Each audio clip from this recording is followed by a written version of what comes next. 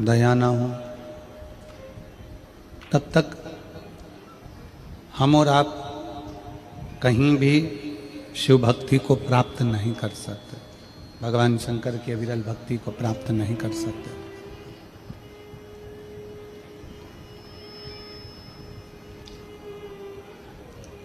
शिव का दूसरा नाम है विश्वास। भगवान शंकर का जो दूसरा नाम है वो है विश्वास। चाहे फिर परिवार में हो, भाई में हो, पत्नी में हो, पति में हो, रिश्तेदार में हो, नातेदार में हो, कुटुंब में हो, कबीले में हो, आपका विश्वास, आपका भरोसा वो मूल है।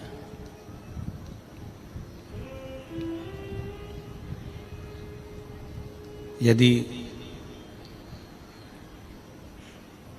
विश्वास नहीं है, भरोसा नहीं है, तो फिर भगवान भी नहीं है। भगवान तब प्राप्त होता है जब व्यक्ति का विश्वास दृढ़ होता है।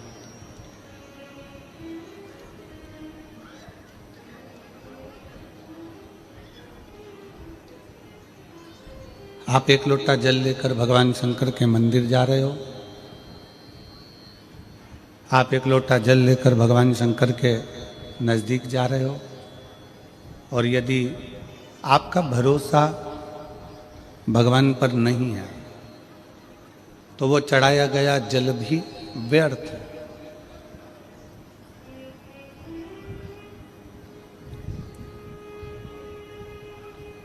आप आए हो शिव महापुराण की कथा को श्रवण करने के लिए हाले कोसा पहुंचे हो,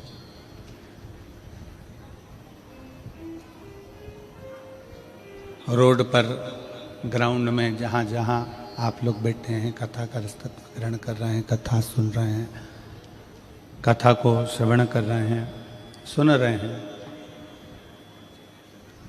आप जहाँ जहाँ बैठकर कथा का लाभ ले रहे हो, आपका विश्वास है कि मैं कहीं पर भी बैठकर कथा को सुनूंगी तो मेरा शिव, मेरा शंकर, मेरा उघड़दानी, मेरा शंभु, मेरा त्रिकालदर्शी, कैलाशी, अविनाशी, मेरा शिव मेरी झोली खुशियों से भरेगा जरूर, ये निश्चित है।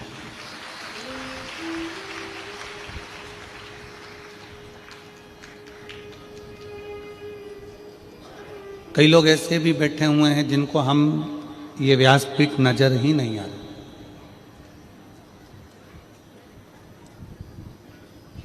दिख ही नहीं रही, बस आते हैं, कथा सुनते हैं और कथा श्रवण कर कर अपने गंतव्य की ओर चले जाते हैं।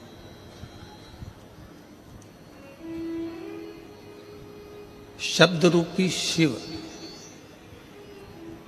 उनके कानों में पहुंच गया।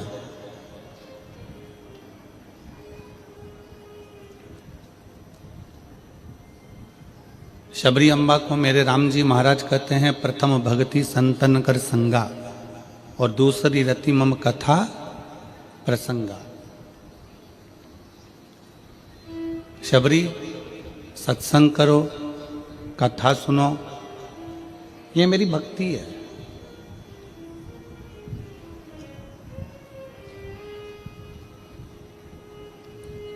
यहां बैठकर आप कौन सी भक्ति कर रहे हो? श्रवणम भक्ति, सुन रहे हो। कौन सी भक्ति कर रहे हो? सत्संग रूपी भक्ति, सुन रहे हो, सत्संग कर रहे हो। और श्रवणम, सत्संग, ये वो भक्ति है जिसके बल पर हम परमात्मा को प्राप्त कर सकते हैं।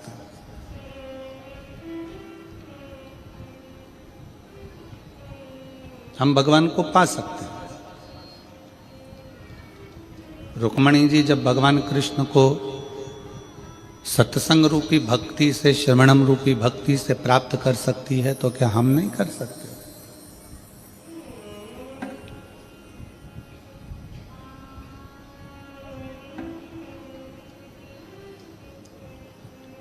हम जितना कथा को सुनते हैं, हम जितना कथा को श्रवण करते हैं, उतना उतना हम परमात्मा को अपने भीतर उतारते चले जाते हैं, उतना उतना हम भगवान को अपने अंदर उतारते चले जाते हैं।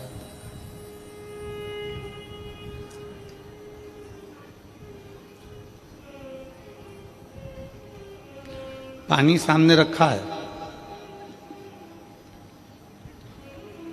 उस पानी को देख लोगे तो क्या तुम्हारी प्यास मिट जाएगी? जम के बोलो जरा, हाले को सा वाले, नहीं मिटेगी। भोजन सामने रखा है, उस भोजन को केवल देखते रहोगे तो क्या भूख मिट जाएगी? नहीं, उसको ग्रहण करना पड़ेगा।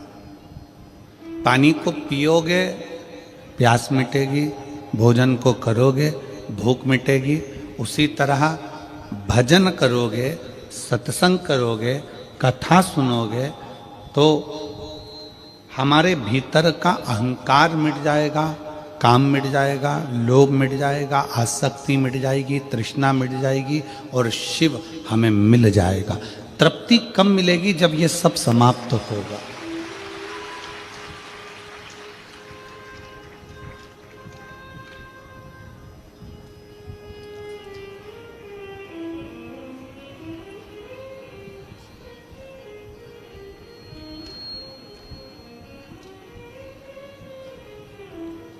माननीय मुख्यमंत्री जी की धर्मपत्नी जी यहाँ पर बैठी हैं, श्रीमती कौशल्या देवी जी सहाय जी। वो अपने, उनका आज का नियम नहीं है डायरी में श्री शिवाय नमस्तुभ्यम लिखना।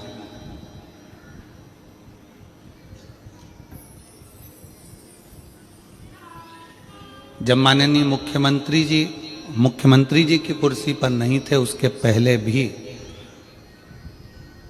श्रीमती कौशल्या देवी जी सहाय जी ये लेखन लिखती रही हैं, श्री शिवाय नमस्तुभ्यम, श्री शिवाय नमस्तुभ्यम। हमने एक बार इनसे पूछा, एक बार हमने माननीय मुख्यमंत्री जी की धर्मपत्नी जी से पूछा कि आप इसको लिखते हो, दुनिया के लोग जपते हैं, आप लिखते हो? तो उन्होंने कहा, गुरु जी लिखने में शिव हमारे दिमाग में, दिल में और एक एक रोम में समाहित हो जाता है और वह हमारे मन का भाव श्रवण करता है, इसलिए उसको लिख लेते हैं। हम साधुवाद देते हैं जी आपको, बहुत बहुत साधुवाद। इसी को शिव भक्ति कहते हैं, इसी को शिव उपासना कहते हैं।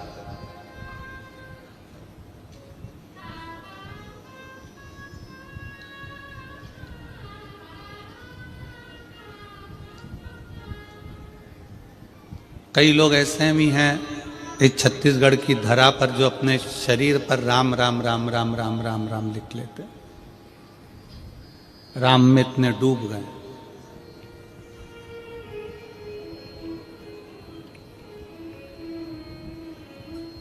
शिव को पाने का तरीका अपना अपना है।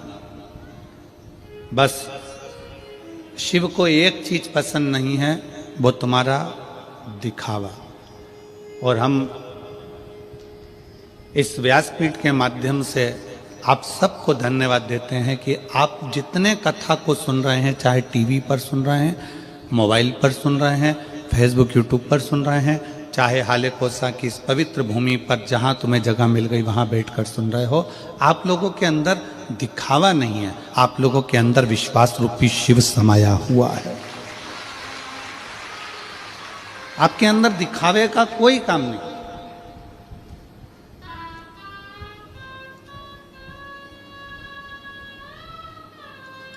बाकी की जितनी कथा होती है ना, उसमें बैठने के लिए लोगों को गादी लगाना पड़ती है, चादर लगाना पड़ती है, आसन लगाना पड़ता है, कालीन बिछाना पड़ता है, कुर्सियां देना पड़ती है, सोफे देना पड़ते हैं, पूरी व्यवस्था करना पड़ती है। पर भारत की ये पहली कथा होती है, शिव महापुराण की कथा, जो इतने सालों से लोग टीवी पर भी सुन रहे हैं, अपने अपने क्षेत्र में भी सुन रहे हैं, कि लोग अपने घर से बिछाने का साथ लाते हैं, ओढ़ने का साथ लाते हैं, पानी की बोतल साथ लाते हैं, खाने का साथ लाते हैं, और अपनी मस्ती में जहाँ जगह मिल जाए, रोड पे मिले तो रोड पे, चौराहे पर मिले तो चौराहे पर, पुल पे मिले तो पुल पे, जहाँ उनको जगह मिलती है वहाँ बैठकर अपना आसन लगाकर कथा का रसतत्व ग्रहण कर लेते हैं। इसमें दिखावा नहीं है, इसमें भक्ति है।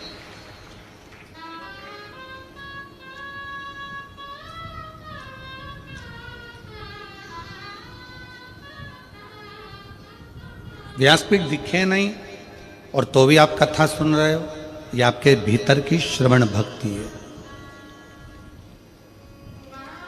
शबरी अम्बा ने अपने कानों से सुना था, गुरु मातंग बाबा ने कह दिया था कि राम आएंगे, तो उनके कानों में ये बैठ गया कि राम आएंगे, मतलब सत्संग सुन लिया, कथा सुन ली कि आएंगे तो आएंगे।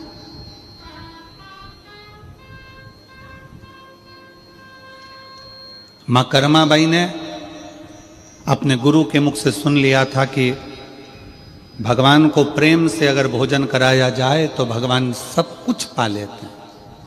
कर्माबाई ने वो नजारा भी देख लिया। मीराबाई ने अपने गुरु रविदास जी से सुन लिया था कि भगवान तो घट घट में बैठा है, जहर को भी अमृत कर देता है, तो मीराबाई ने वो भी देख लिया। मीराबाई ने वो भी देख लिया।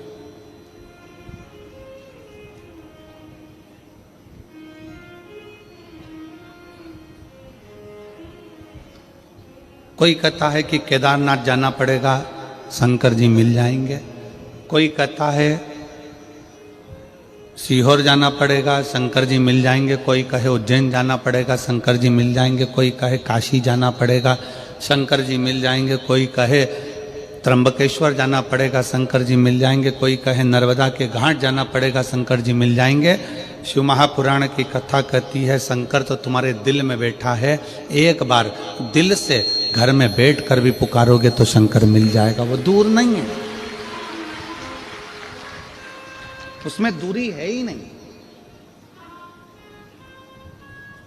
आप शिव को जहां बैठकर पुकारोगे शिव तुम्हारे पास में।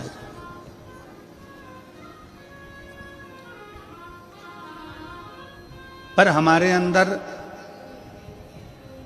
अहंकार इतना भर गया, काम इतना भर गया, लोभ इतना भर गया, आसक्ति इतनी भर गई, तृष्णा इतनी भर गई, वासना इतनी बढ़ गई। हमारे भीतर दूसरे का भाव लेने का, दूसरे का धन लेने का मन में इतना भाव बढ़ गया कि हम दूसरे के धन को पाकर सुखी होना चाहते हैं।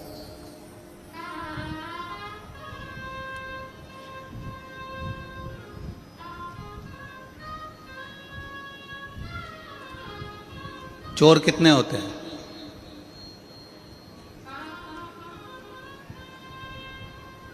जैसे कपड़े की वैरायटी होती है उसी तरह चोट्टों की भी वैरायटी होती है।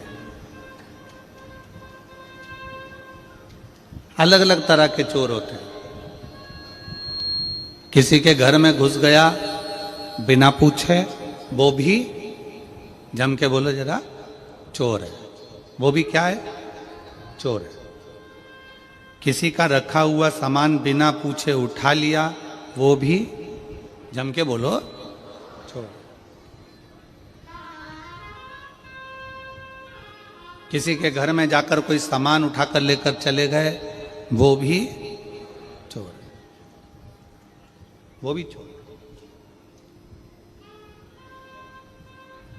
घर में कोई गाजर का हलवा बना, पूड़ी बनी, खिचड़ा बना, चावल बना, भोजन बना, भगवान को दिए बिना, भगवान को बिना भोग लगाए खा गए, वो भी चोर है। घर में बूढ़ी माँ, घर में बूढ़े पिता हैं, बाजार से गजक खरीद के लेकर आए, जलेबी खरीद कर लेकर आए, आलू बड़ा खरीद कर लेकर आए, बड़ा पाव खरीद कर लेकर आए, और चुपचाप से ले जाके अपने कमरे में पत्नी और बच्चों के साथ खा गए और माँ बाप को नहीं दिया, वो भी चोर, वो भी चोट्टे हैं, वो भी चोर। घर में बूढ़े माँ बाप बैठे हुए हैं, घर में बुजुर्ग बैठे हुए हैं, घर में बूढ़े रह रहे हैं।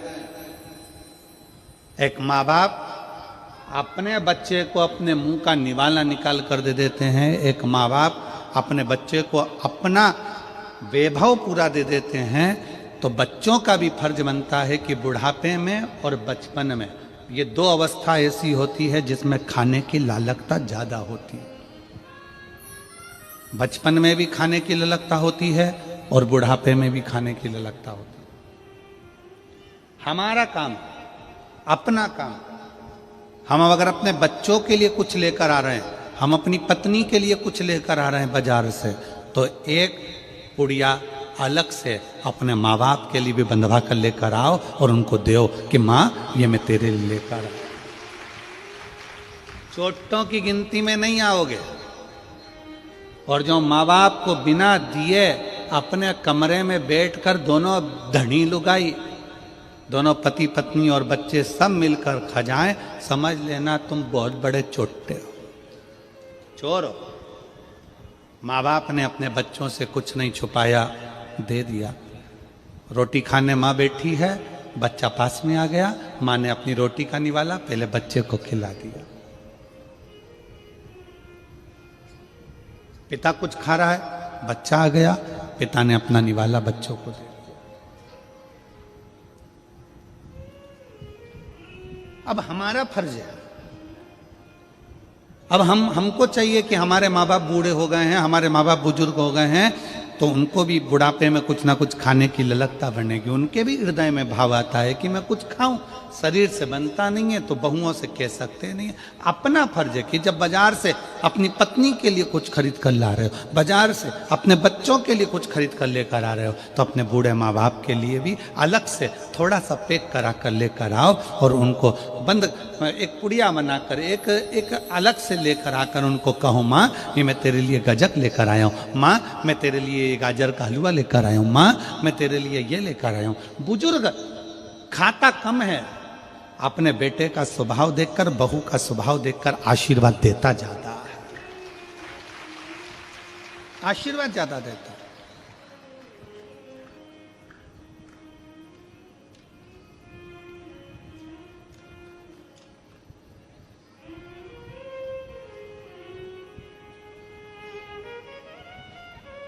संसार सागर में एक बड़ी सुंदर कथा आती है, वायु पुराण, मत्स्य पुराण की। वायु पुराण में, मत्स्य पुराण में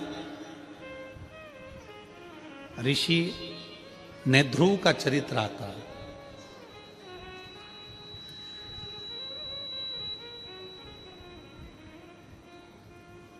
ऋषि नेध्रुव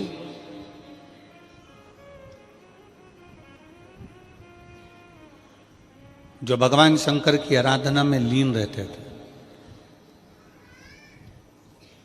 शिव की भक्ति में लीन है। उनकी धर्म पत्नी का नाम था सुमेधा।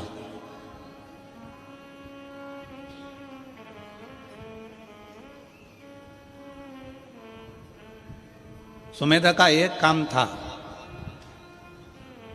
कोई भी पत्ता सुमेधा पेड़ पे से तोड़ लेती थी और उस पर शंकर के शिवलिंग की आकृति बनाती थी। जैसे ये दीदी श्री शिवाय नमस्तुभ्यम लिखती हैं, वैसे उसका नियम था सुमेधा का। किसी भी वृक्ष की पत्ती को तोड़ लेती है और उस पर शंकर जी की आकृति बनाती, शिव की आकृति।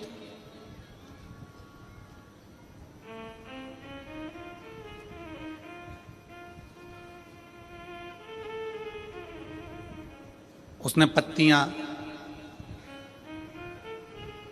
आकृति बना बनाकर ढेर सारी पत्तियां एकत्रित कर लेती थी और उन पत्तियों को फिर बाद में जल में एक एक कर कर विसर्जन करती थी, एक एक कर कर जल में विसर्जन करती सुमेधा।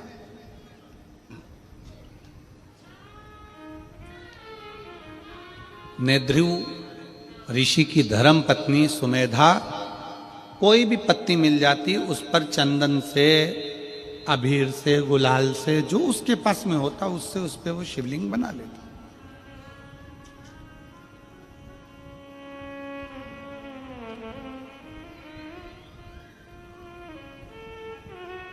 एक बार वो कहीं बैठी थी, शिवलिंग की आकृति पत्तियों पर बना रही थी, अपनी मस्ती में बैठी थी। एक विधवा लेडीज, एक बेधव्य महिला स्त्री बहुत दुखी थी, जिसका नाम था शारदा। वायु पुराण का यह चरित्र है, मत्स्य पुराण में भी इस चरित्र का वर्णन आया है।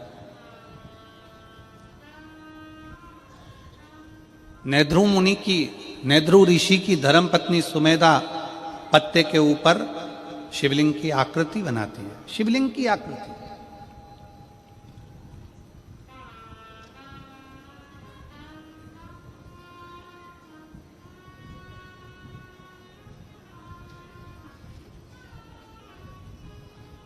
एक वेधव्य स्त्री जिसका पति उसको छोड़कर चले गया, प्राण छूट गए उसके। घर में 4 बच्चे हैं, छोटे छोटे। उन बच्चों का पालन करना है उसको। उसके पास में धन नहीं, उसके पास में वैभव नहीं है।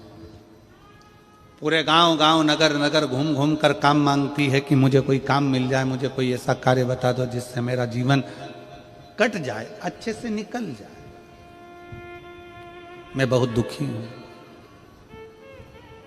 पूरे गांव में घूमने के बाद में वो जहां पर सुमेधा बैठकर शिवलिंग बना रही थी, सुमेधा बैठकर पत्ते के ऊपर शिवलिंग की आकृति बना रही थी, वहां पर जाकर खड़ी हो गई। वहां जाकर खड़ी है।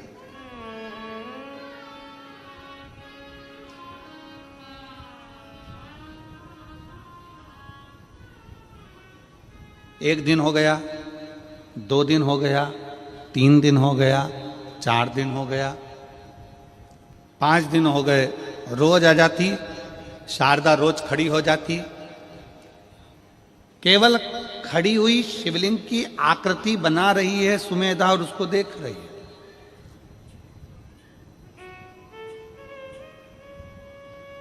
अब उसने क्या देखा कि सुमेधा ने जैसे शंकर की आकृति बनाई और पत्ते को नीचे रखा, दूसरा पत्ता उठाया, फिर लिखा, फिर आकृति बनाई, फिर पत्ता रखा, फिर आकृति बनाई, फिर पत्ता रखा।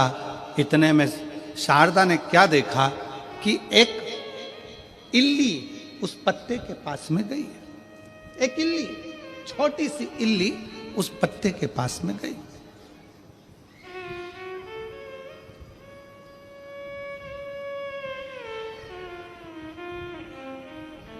और शारदा देख रही है कि वो इल्ली पत्ते के पास में जाती है और पत्ता उसने धीरे धीरे धीरे धीरे खाना प्रारंभ किया। पत्ता उसने धीरे धीरे खाना प्रारंभ किया।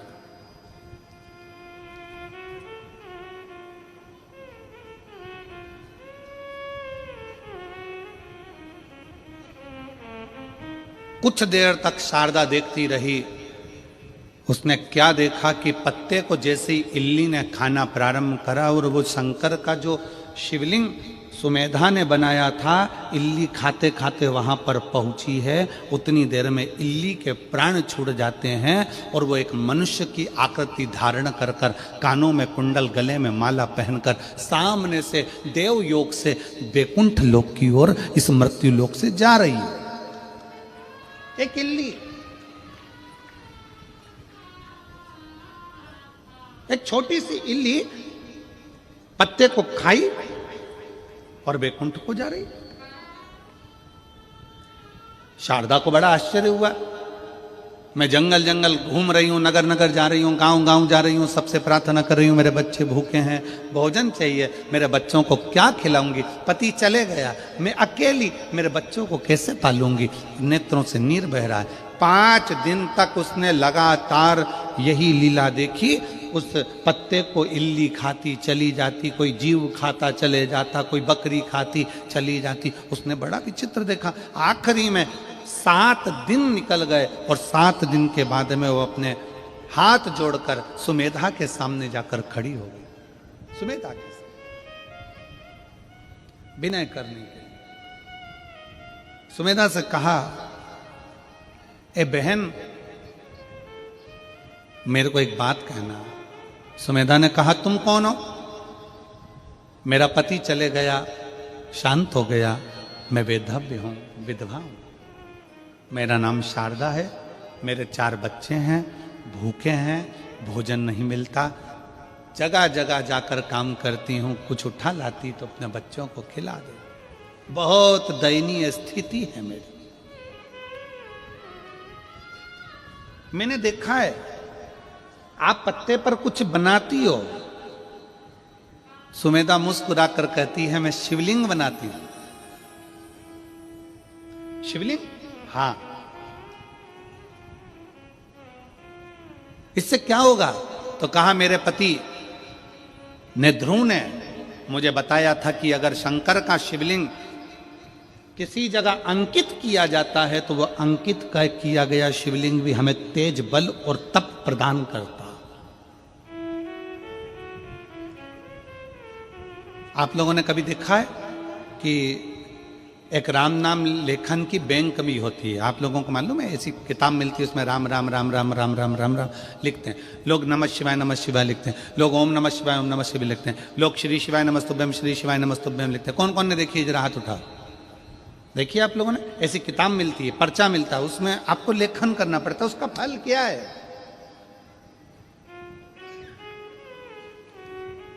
भारत की भूमि पर कई लोग राम नाम लेखन करते हैं, भारत की भूमि पर कई लोग शिव नाम लेखन करते हैं, भारत की भूमि पर कई लोग भगवान शंकर का नाम, भगवान राम का नाम, भगवान कृष्ण का नाम लेखन करते हैं।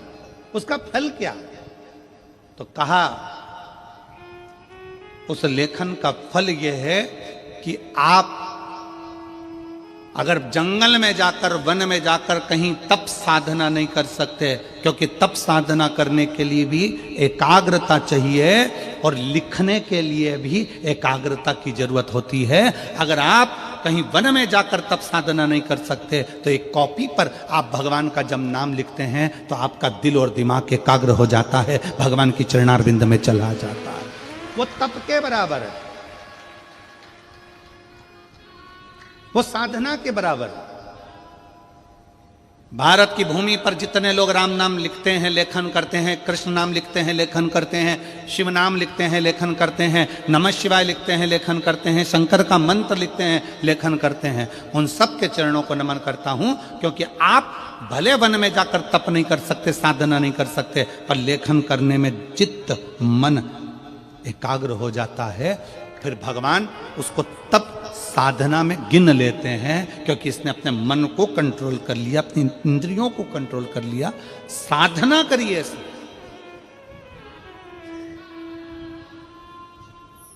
मन को संयमित करा इसने। मैं धन्यवाद देता हूं राम नाम लेखन वालों को, मैं धन्यवाद देता हूं शिव नाम लेखन वालों को, मैं धन्यवाद देता हूं कृष्ण नाम लेखन वालों को, जो लिखते रहते हैं, लेखन करते हैं, केंद्रित कर रहा है। सुमेधा कहती है, मेरे पति ने मुझे बताया था कि शिव नाम अंकित करना है, मैंने भगवान शंकर का शिवलिंग अंकित करा। जब से मैंने अंकित करना प्रारंभ करा, तब से मेरे बाबा ने मेरे ऊपर करुणा करना प्रारंभ करी। मैं देखती हूं कि इल्ली उस पत्ती को खाती है तो बैकुंठ चली जाती है, बकरी उस पत्ती को खाती है तो बैकुंठ चली जाती है। उस पत्ती को जो खाता है वो परम पद की ओर चले जाता है। मुझे समझ में नहीं आता, पर मैंने अपने पति का कहना माना। तब पूछा मैंने एक बार अपने पति से कि ये पत्तियां खाने वाला जीव परम पद की ओर कैसे चले जाता है? तो मेरे पति ने, ध्रुव ने कहा कि जब तुम दिल, दिमाग, मन, चित्त, वृत्ति सब एक जगह लगा लेते हो तो हजारों हजार तप करने के बराबर तुम्हारी लेखन की मुद्रा हो जाती है और उसका फल उस जीव को प्राप्त हो जाता है। लेखन की मुद्रा,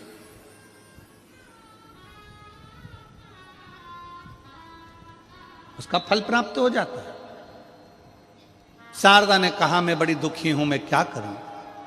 सुमेधा ने कहा कि मैं नहीं बता सकती, पर मेरे पति ने, ध्रुव के पास तुम जाओ, उससे विनय करो, वो तुम्हें जरूर मार्ग बताएगा। उसने मुझे मार्ग बताया है तो तुम्हें भी बताएगा। जाओ तुम जाकर बात करो। शारदा भगवान का नाम जपती जपती ने ध्रुव के पास पहुंच गई। ने ध्रुव बैठे तब साधना में थे। उन्होंने तुरंत पूछा, मां तुम कैसे आई? दीदी, जीजी, बेटी तुम कैसे आई?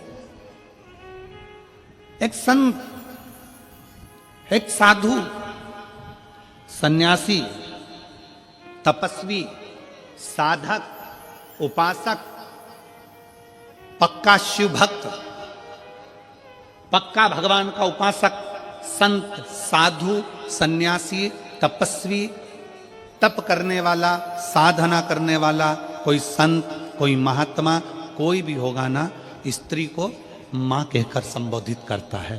क्योंकि उसके सामने भले युवान स्त्री भी खड़ी होती है ना, तो वो साधु हमेशा उसको मां ही कहता है।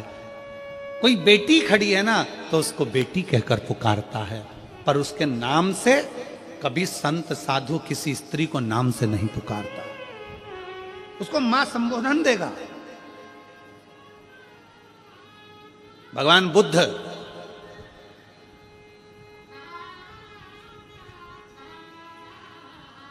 बुद्ध जब अपने परिकरों ने कह दिया, क्या आप भिक्षा आपके दरवाजे से भी मांग सकते हो?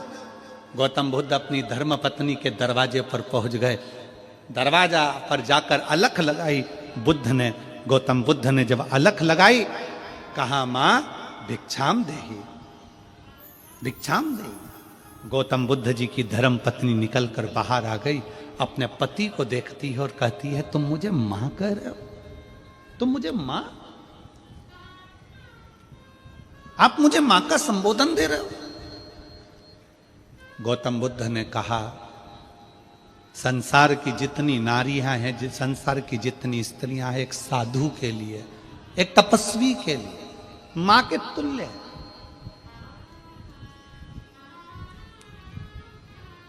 वो माता के तुल्य है, मां के तुल्य है। और तुम मेरी माता हो। भारत की प्रत्येक बेटी, भारत की प्रत्येक स्त्री, भारत की प्रत्येक नारी अपने बेटे को भोजन कराए, चाहे अपने पति को भोजन कराए, चाहे अपने ससुर को भोजन कराए, चाहे अपने जेठ को भोजन कराए, चाहे अपने देवर को भोजन कराए, चाहे अपने नंदोई को भोजन कराए, चाहे अपने मामा को भोजन कराए, चाहे अपने फूफा को भोजन कराए। जिस समय पर घर की स्त्री भोजन परोसती है, जिस समय पर घर की स्त्री भोजन बनाती है, चाहे वे बेटी हो, चाहे वो बहू हो, चाहे वो माँ हो, घर की स्त्री जब भोजन बनाती है, भोजन परोसती है, उस समय पर वो पत्नी नहीं रहती है, उस समय पर वो एक माँ का स्वरूप हो जाती है, अन्नपूर्णा का स्वरूप हो जाती है। इसका प्रमाण है हमारा काशी, इसका प्रमाण है हमारी काशी की भूमि, जहां पर भगवान शंकर को पूरे विश्व का भरण पोषण करना है, पूरे विश्व का पेट भरना है, तो वह अपनी धर्म पत्नी पार्वती से भिक्षा मांग कर कहते हैं, मां अन्नपूर्णा, हे मां अन्नपूर्णा, अन्न दीजिए। पार्वती जी आश्चर्य में पड़ गई, तुम मुझे मां कह रहे हो? शिव, मैं आपकी अर्धांगिनी हूं, आप आज्ञा करो ना। शंकर कहते हैं, मां अन्नपूर्णा भिक्षा दीजिए। अन्नपूर्णे सदा पूर्णे शंकर प्राण वल्लभे, हे मां कृपा करिए, आप हमको भिक्षा दीजिए। पार्वती जी कहती हैं, मैं तुम्हारी अर्धांगिनी हूं, मैं तुम्हारी पत्नी, और तुम मुझे मां कहकर संबोधित कर रहे हो? मां?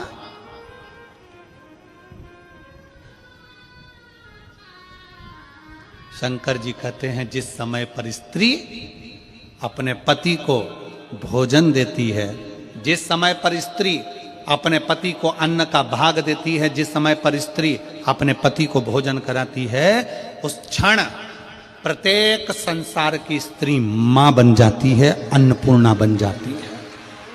अन्नपूर्णा हो,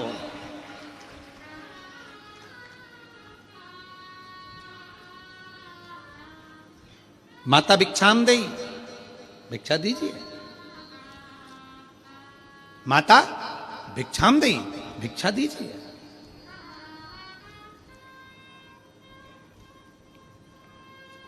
संसार में जितने संत हैं, जितने साधु हैं, जितने सन्यासी, जितने तपस्वी, जितने साधक, जितने उपासक, कभी नाम लेकर नहीं बोलेंगे।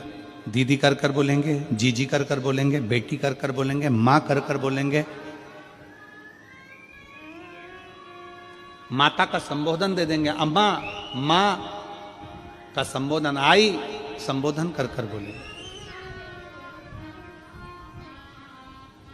संत की श्रेष्ठता इसी में।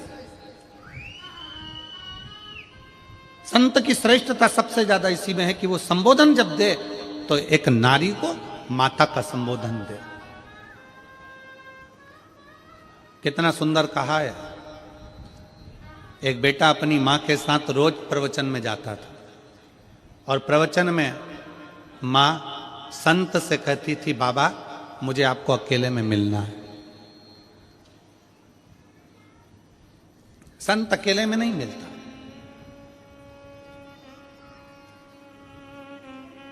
स्त्री रोज कहती है, बाबा मुझे तुमसे अकेले में मिलना है, महाराज मेरे को तुमसे अकेले में मिलना है। संत मना कर देते, हम नहीं गए। एक दिन बेटे को गुस्सा आ गया और बेटे ने कह दिया, बाबा जी आप सबसे मिलते हो, मेरी मां से क्यों नहीं मिलते? कहा, बेटा तुम्हारी माता मुझसे अकेले में मिलने को कहती है, मैं अकेले में नहीं मिलना चाहता। तो अकेले में मिलने में दिक्कत क्या है? संत ने कहा, एक काम करना, कल तुम अपनी माता का एक कपड़ा, जहां पर मेरे कपड़े सूख रहे हैं उस कपड़े के पास में लाकर अपनी माता का एक कपड़ा डाल दे। तुम्हारी माता का एक कपड़ा लेकर आना, जहां मेरे कपड़े सूख रहे हैं उन कपड़ों के पास में माता का कपड़ा डाल दे। बेटा गया, मां का कपड़ा उठाकर लाया और जहां संत के कपड़े सूख रहे थे एक डोरी पर, उसी के पास में मां का कपड़ा डाल दिया। प्रवचन चालू हुआ, सब लोग कथा में आए। एक का ध्यान चले गया संत के कपड़े पर। उसने दूसरे को कोनी मारकर कहा कि संत के कपड़े के पास में स्त्री का कपड़ा। दूसरे ने तीसरी से कहा, संत के कपड़े के पास में स्त्री का कपड़ा। तीसरे ने चौथे से कहा। पूरे नगर में बात फैल गई कि ये महाराज अच्छा नहीं है, स्त्री का कपड़ा इसके कपड़े के पास में है, मतलब इसका संग स्त्री के साथ है। सब कथा छोड़ छोड़ कर चले गए। अकेले महाराज वो बच्चे को जाता हुआ देखा तो महाराज ने बुलाकर कहा, देख बेटा, तेरी माँ का केवल एक कपड़ा मेरे कपड़े के पास में आया तो लोगों की दृष्टि बदल गई। अगर तेरी माँ से मैं अकेले में मिल लेता तो लोगों के विचार बदल जाते हैं। संत, साधु, सन्यासी, तपस्वी, साधक, उपासक, जितने बड़े बड़े तपस्वी होते हैं, ये स्त्री से दूरी बनाकर संबोधन देंगे तो माता का संबोधन देंगे। ए मेरी जीजी हो, ए मेरी बेटी हो, ए मेरी माता हो, मां का संबोधन।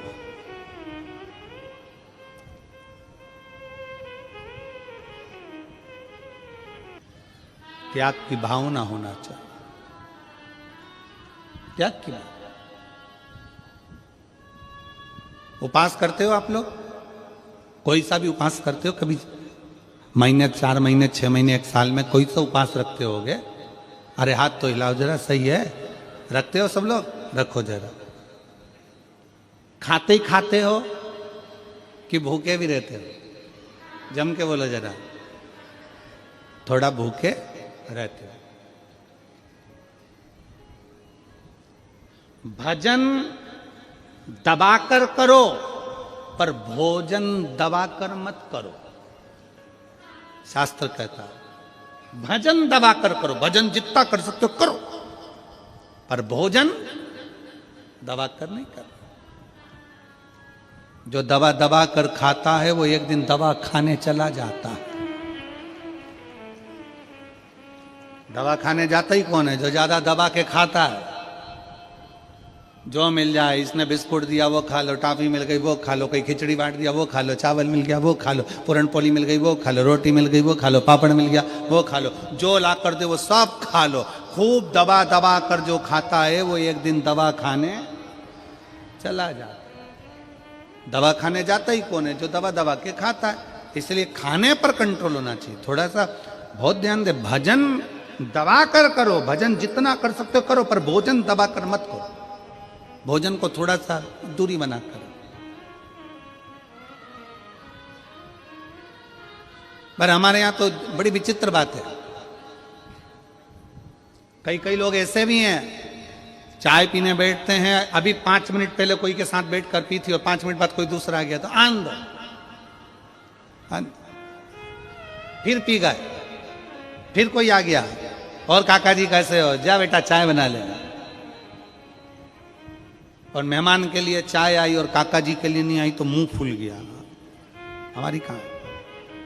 मौसा जी आ गए, मौसा जी किसी से मिलने के लिए, फिर कोई आ गया, फिर कोई आ गया, फिर पापा जी अभी तो आपने चाय पी थी, पिताजी अभी तो आपने चाय पी थी, फिर कोई आ गया, फिर चाय, फिर चाय, फिर चाय। आन दो, आन दो, आन दो। शाम के 7 बजे फिर पेट में एसिडिटी होन दो, होन दो, होन दो, होन दो।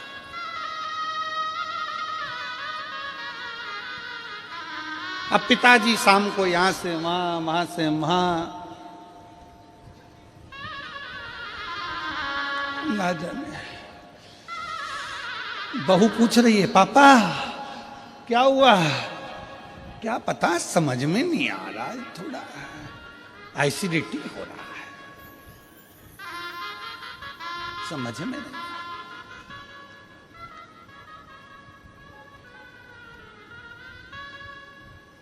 2 बजे रात तक अच्छे से सोया, 2 बजे के बाद फिर जाग गया। पत्नी ने पूछा, क्या हो गया? एकदम उठ के बैठ गए। पता नहीं, दबा दबा कर खाया, इसलिए अब पेट भी दबाना पड़ रहा है, खूब दबा। थोड़ा कंट्रोल, थोड़ा कंट्रोल बहुत जरूरी है। अपनी इंद्रियों पर संयम करना बहुत जरूरी है। जब आप और हम अपनी इंद्रियों को संयमित करेंगे तो ये निश्चित है व्रत का फल मिलता जरूर है। जो उपास कर रहे हो इसका फल मिलेगा। संसार की प्रत्येक, तो जहां नेध्रु मुनि, नेध्रु ऋषि, जिनके सामने शारदा आकर खड़ी हो जाती है, नेध्रु ऋषि,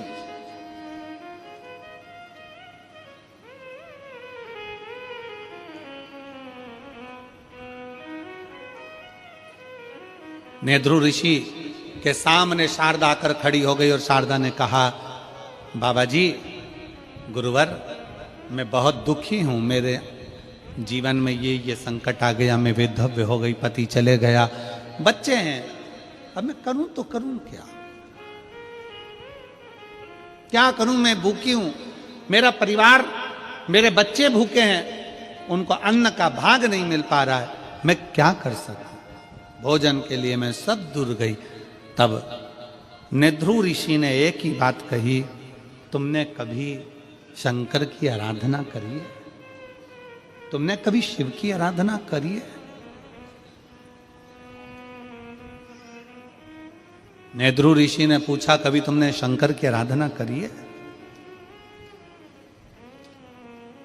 तुरंत शारदा ने कहा, मैंने आज तक ना तो मैं शिव के मंदिर गई हूं, ना शिवालय गई हूं, ना शंकर की आराधना करी, ना नमः शिवाय बोला, ना ओम नमः शिवाय बोला, ना श्री शिवाय नमस्तुभ्यम बोला। मैंने आज तक शिव की आराधना नहीं, आज तक नहीं करी।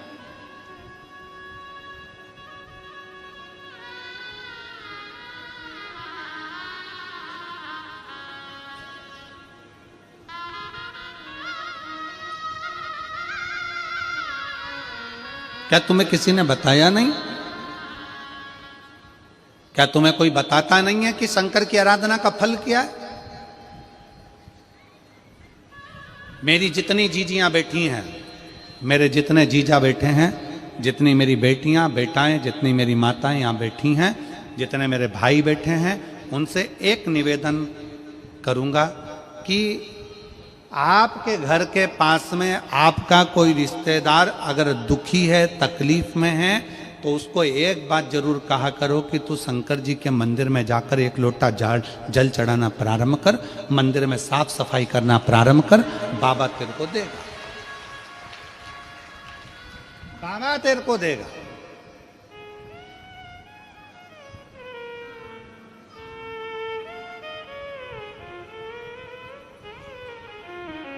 जाओ घर के लोगों से कहो कि मंदिर जाएं। पर कई लोग ऐसे हैं जो पक्के में मूर्ख हैं, उनको कितना ही सिखा लो तो भी वो भगवान की शरणागति ग्रहण नहीं करते। और इनको अगर कोई फालतू का व्यक्ति मिल जाए और फालतू की बात कर देना तो ये बड़े सुखी होते हैं। फालतू की बात, अच्छी बात इनको नहीं सुहा।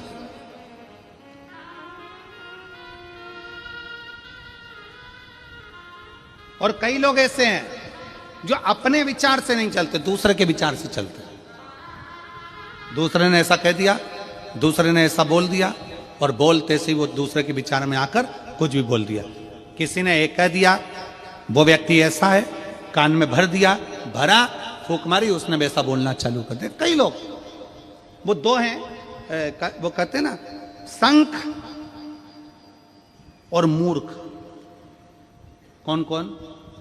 शंख और मूर्ख। ये अपने आप कुछ नहीं बोलते, इनमें फूंक मारो तो बोलते। मूर्ख भी ऐसा होता है, उसको कोई कुछ बोल देगा ना, वो बैठे ना, वो रामकिशन जी बैठे हैं ना, वो रामाधर जी बैठे हैं ना, वो व्यक्ति ऐसा है ना, बस मूर्ख के कान में भर दिया कि वो व्यक्ति वैसा है, तो वो पूरे गांव में डोंडी पीटता फिरेगा, वो व्यक्ति वैसा है, मैंने तो सुना है वो व्यक्ति वैसा है। मूर्ख है ना, अपने मन से सोचा नहीं। कभी तो रामाधर से मिला, कभी तो राम स्वरूप से मिला, कभी उस व्यक्ति से मिला, कभी उस व्यक्ति से तेरा पाला पड़ा नहीं। उसको पहले आजमाओ तो कि कैसा है। पर किसी ने कह दिया कि वो व्यक्ति वैसा है तो तुमने वैसा मान लिया। शंख कैसा होता है? शंख अपने आप नहीं बजता, शंख में फूंक मारेगा दूसरा तो बजेगा। और ज्ञानी पुरुष का लक्षण क्या है? ज्ञानी पुरुष का लक्षण होता है वो थोड़ी सी फूंक से बिलखता नहीं है, क्रोधित नहीं होता, चिल्लाता नहीं। कई कई मूर्ख होते हैं। पत्नी ऑफिस में जा रही है, ड्यूटी जा रही है, काम कर रही है, नौकरी कर रही है, घर में बच्चों को संभाल रही है, भोजन करा रही है, और कई कई पतियों को कोई दोस्त ऐसे मिल जाते हैं फूंक मारने वाले, जो ये फूंक मार देते हैं, भैया हमने तो देखा था कि वो वहां पर बैठी हुई थी, हमने देखा था वो वहां बैठा हुआ था, फूंक मार दी। अब तुम चतुर हो कि मूर्ख हो, तुम पर निर्भर करता है। आप अपने पति पर शंका कर रहे हो, दूसरे के कहने पर मूर्खता है। आप अपनी पत्नी पर शंका कर रहे हो, दूसरे के कहने पर मूर्खता है। आप अपने परिवार पर शंका कर रहे हो, दूसरे के कहने पर मूर्खता है। चतुरता उसको कहते हैं जो बोलने वाले से भी कह दे तू चुप रहे, मैं मेरी पत्नी को, मेरे अपने पति को, मैं अपने परिवार को अच्छे से जानता हूं, मुझे मालूम है कि मेरा परिवार क्या है, तू चुप रहे। इसको चतुरता कहते हैं। किसी ने फूंक मारी और तुम बजना चालू हो गए, किसी ने कुछ बोला और तुमने बुराइयां देखना प्रारंभ कर दी, ना ना ना, इसको श्रेष्ठता नहीं कहे।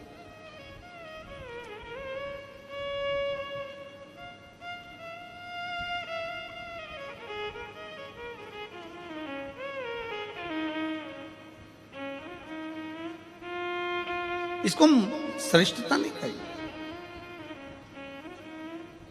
पहले के जमाने में आज के जमाने में बहुत अंतर है। पहले के लोग कहते थे मैं तुम्हारे लिए जान दे दूं, जान बोलो तो सही। आज का जमाना ऐसा है कि अगर वक्त पड़े तो मैं तुम्हारी जान ले लूं, दूं तो नहीं।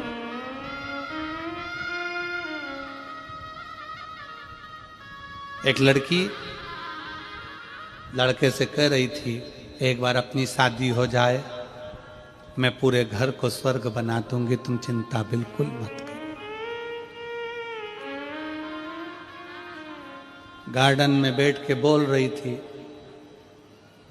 आवाज कानों में गई तो पलट के देखा कि ये घर को स्वर्ग बनाएगी और घर में रहने वालों को स्वर्गवासी।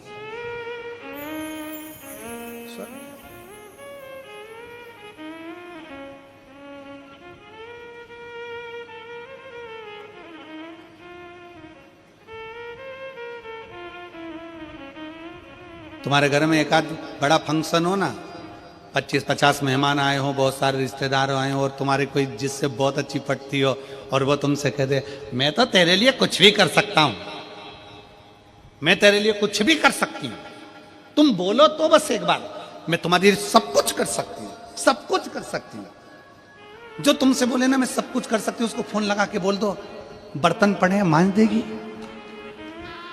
पड़े हैं बहुत सारे, सब कुछ कर सकती, मैं तो प्राण दे दूं ना।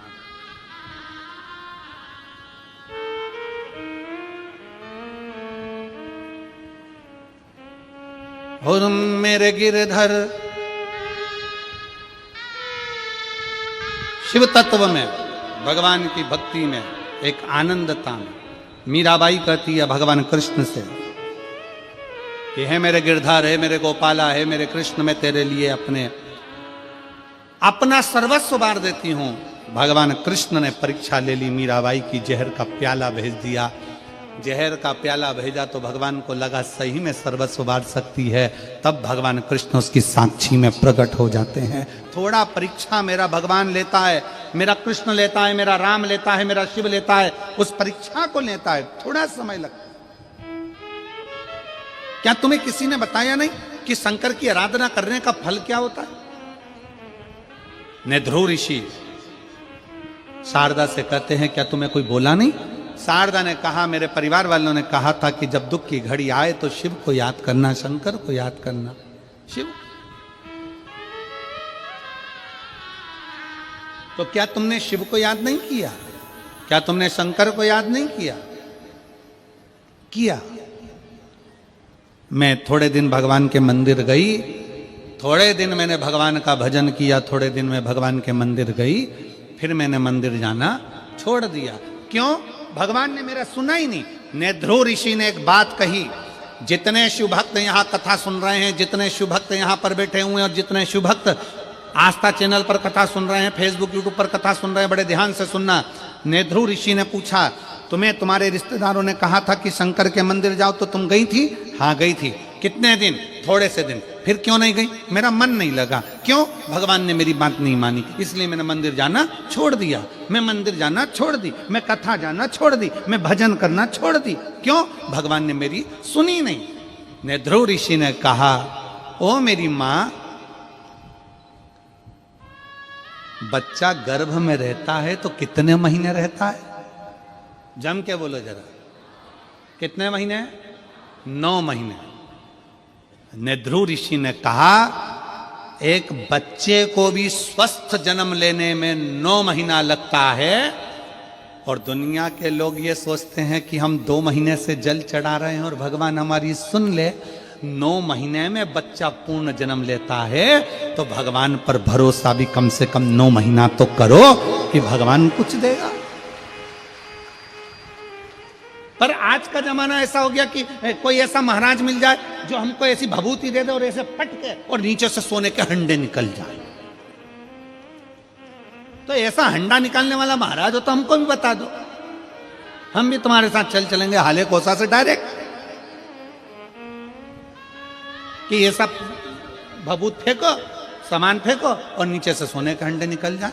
शिव महापुराण की कथा कहती है, शंकर भगवान का चरित्र कहता है अपनी मेहनत, अपनी लगन, अपना कर्म, अपना परिश्रम व्यक्ति को आगे लेकर जाता है, ऐसे फेंकने से हंडा नहीं निकल जाता।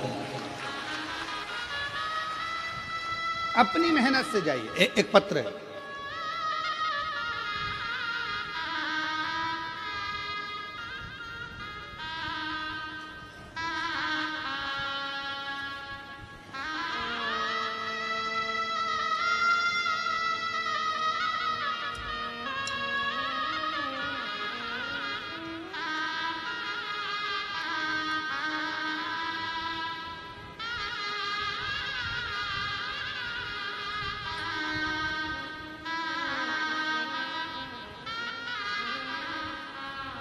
मेरा नाम युगेश्वरी साहू है, मेरे पति का नाम कैलाश साहू है।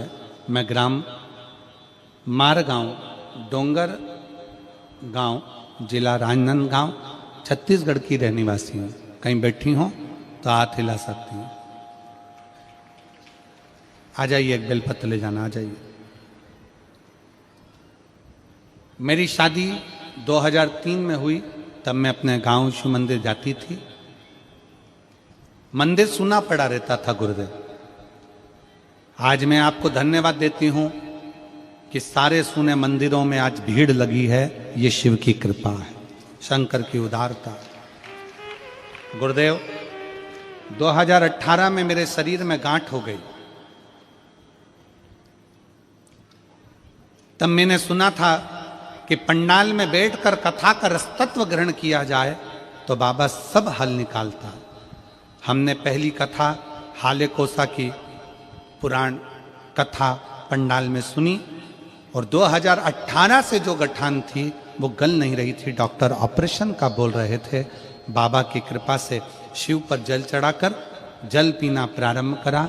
आज मैं बाबा को धन्यवाद देने के लिए इस हाले कोसा की भूमि पर आई हूँ, क्योंकि इसी भूमि पर मैं पहली बार कथा सुनकर गई थी। बाबा की कृपा से मेरी गठान पूरी गल चुकी है। मैं बाबा को यहाँ धन्यवाद देने के लिए आई। शिव तत्व है। एक पत्र और है,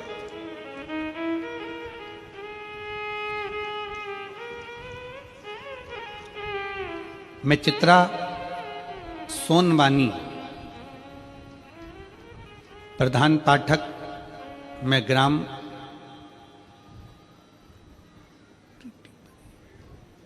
जरा पढ़ के सुनाओ रे।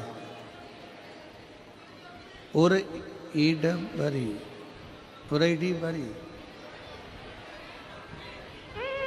उरैड बरी। अरे तुम समझ गए ना, जाना बहुत।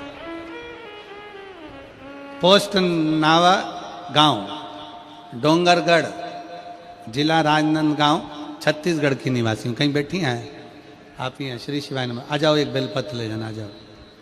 गुरुजी, पहली बार जब कथा सुनी थी, एक साइकिल लेने की भी औकात नहीं थी। गुरुदेव, एक साइकिल लेने की भी औकात नहीं थी। हम एक साइकिल ले पाए ये भी नहीं जान सकते थे। पर आज एक साइकिल लेने की औकात नहीं थी। आज भोले बाबा की कृपा ऐसी है। इसी हाले कोसा में पहली बार कथा सुनी थी और इसी हाले कोसा में कह रही हूं, शंकर भगवान ने 4 व्हीलर गाड़ी घर पर खड़ी कर दी।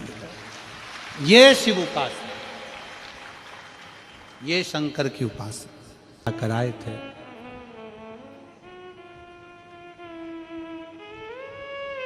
दिनेश साहू के पूरे परिवार को हम बहुत बहुत साधुवाद देते हैं। साहू जी, आपके पूरे परिवार को साधुवाद है, बहुत बहुत धन्यवाद। ना जाने कितनों के चेहरे पर ये शिव महापुराण की कथा प्रसन्नता देती है, उसका पूरा फल आपके परिवार को प्राप्त होता है। ये शिव तत्व, ये शिव ओ घड़ी शंकर। वो कह रहे हैं हमने पहली बार कथा इसी हाले कोसा में सुनी थी और बाबा से प्रार्थना करी थी। हमने ये जानकर सुना था कि लोग कहते हैं कि पंडाल में बैठकर कथा सुनने का फल मिलता है।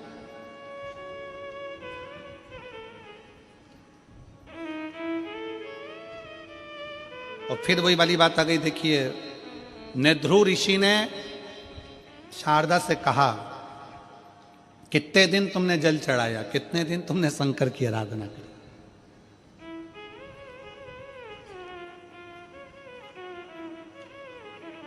कितने दिन?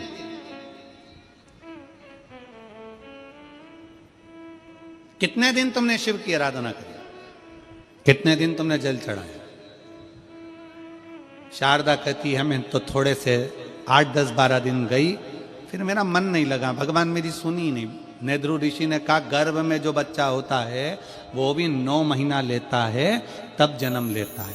कोई बच्चा जल्दी जन्म ले लेता है तो वो बीमार पड़ा रहता है, फिर वो ठीक होने में समय ले लेता है। इसलिए अगर भगवान तुम जल चढ़ा रही हो, रोज मंदिर जा रही हो, रोज कथा में जा रही हो, कथा श्रवण कर रहे हो, और अगर भगवान तुम्हारी अर्जी, भगवान तुम्हारा पत्र, भगवान तुम्हारी बात नहीं सुन रहा, थोड़ा समय लग रहा है, भगवान तुम्हारा दुख नहीं काट रहा, थोड़ा समय लग रहा है, तो चिंता मत करना, जरूर मेरा बाबा तुम्हें स्वस्थ कुछ ना कुछ देना चाहता है जो अच्छा हो।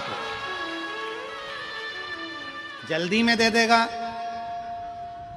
जल्दी दे दिया और बाद में तकलीफ आ गई तो क्या मतलब। इसलिए थोड़ा रुक कर, आपका काम है मंदिर जाना, आपका काम है भगवान का भजन करना, आपका काम है भगवान का कीर्तन करना, आपका काम है भगवती स्मरण में डूबना, जाते रहो।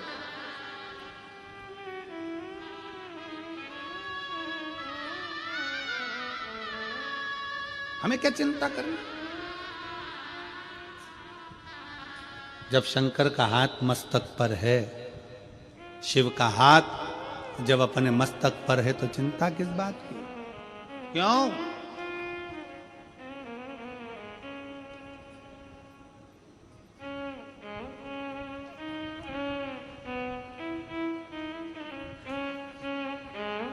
से कहते हैं शारदा, क्या तुम्हें किसी ने बताया नहीं कि शंकर के दरवाजे पर जाने पर दुख कटता है, दुख समाप्त होता है। शारदा कहती है कि मुझे बताया तो था, पर मैं गई भी पर थोड़े दिन। आप में भी कई मेरी जीजियां बैठी हैं, कई मेरे जीजा बैठे हैं, कई बेटियां बैठी हैं, बेटाओं बैठे हैं, कई माताएं बैठी हैं। ये विचार करे, या कोई आस्था चैनल पर सुन रहा हो या फेसबुक यूट्यूब पर कथा को सुन रहा हो, तो ये विचार करना, 2 महीना, 4 महीना, 3 महीना, 5 महीना नहीं, भगवान शंकर के मंदिर तो निरंतर जाते रहो। हो सकता है उसने तुम्हारे लिए कुछ अच्छा सोच कर रखा होगा और भंडार दिल से भरना होगा, उसके ऊपर निर्भर।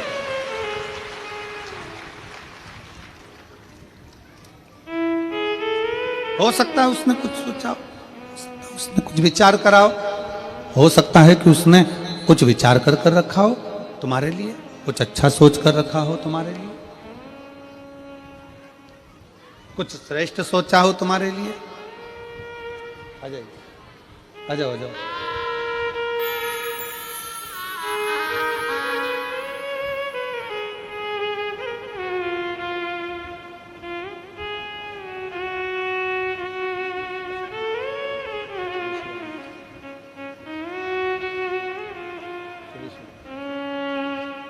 बस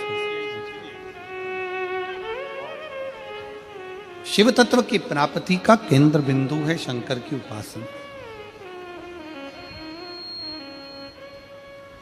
हाले कोसा की इस पवित्र कथा में आप अपने हृदय में, अपने चित्त में ये बात बिठा कर रखो कि हम शंकर के मंदिर जाते रहें, शिवालय जाते रहें, शिव की उपासना करते रहें, एक ना एक दिन मेरा बाबा हाथ पकड़कर तुम्हें पार लगाएगा, जरूर अपनी मंजिल तक पहुंचाएगा। एक पत्र है,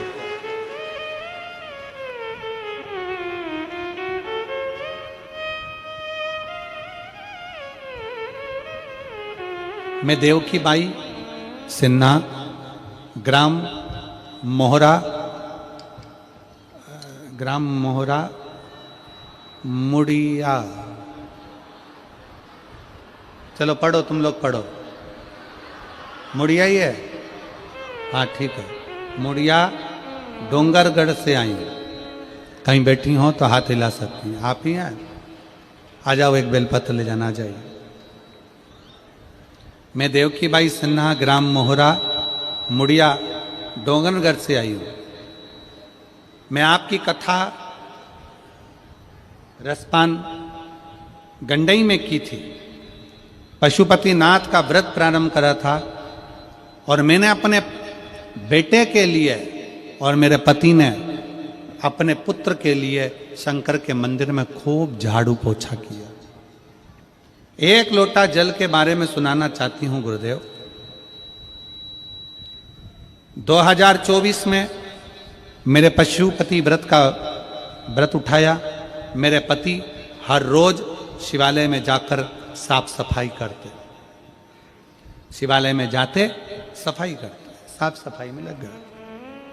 पुत्र क्या, मेरा पुत्र राघेंद्र सिन्हा, जिसका जॉब नहीं लग रहा था, बहुत कष्ट में थे, टेंशन था क्या होगा, उससे भी कहा कि तू मंदिर जाना प्रारंभ कर और अपनी मेहनत को 4 गुना बढ़ा।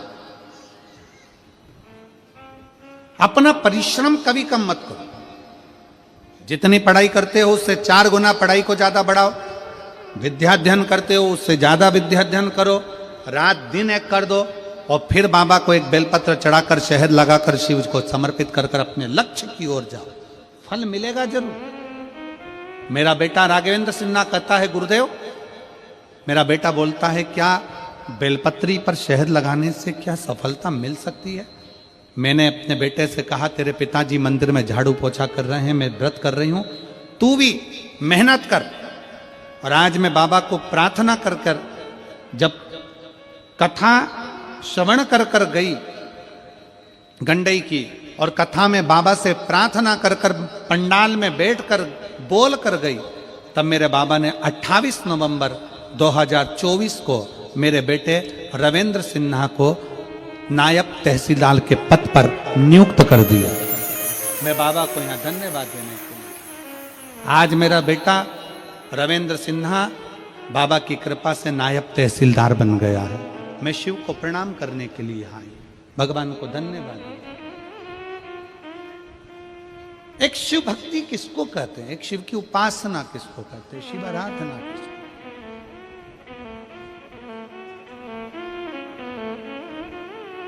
यहां पर एक भाई ऐसे बैठे हैं जिनको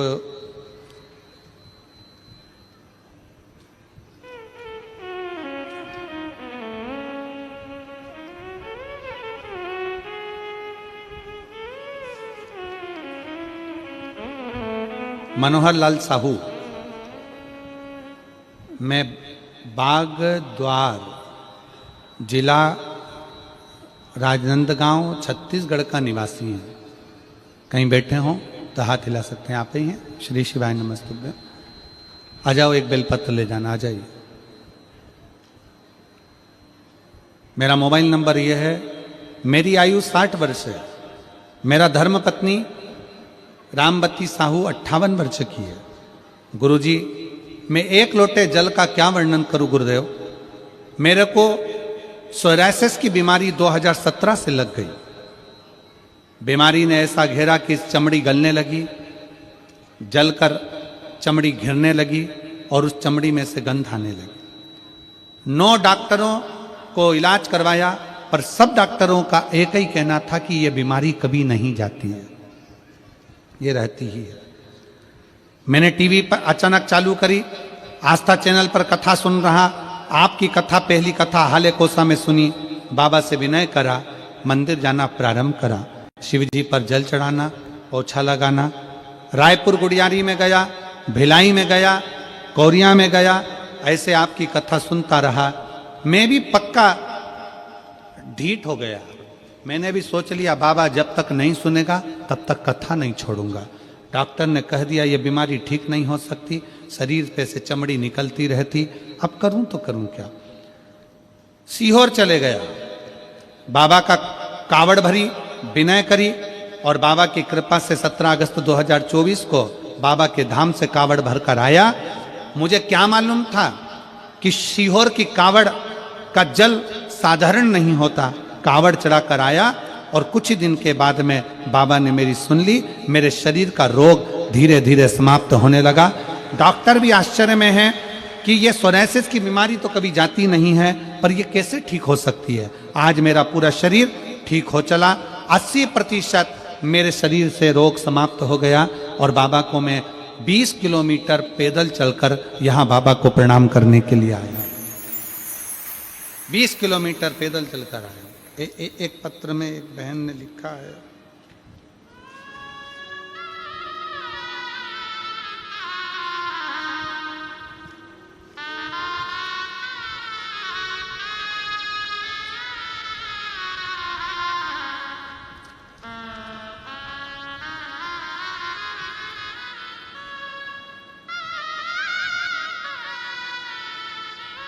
बंधु साहू, जीरा टोला की निवासी हूं, मानपुर मोहल्ला।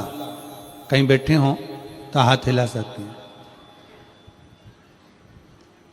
जिनके पिताजी 63 किलोमीटर दूर से पैदल चलकर यहां कथा सुनने के लिए आए हैं, 63 किलोमीटर दूर से। अगर कहीं बैठे हों तो आप एक बेलपत्र लेने के लिए आ सकते हो।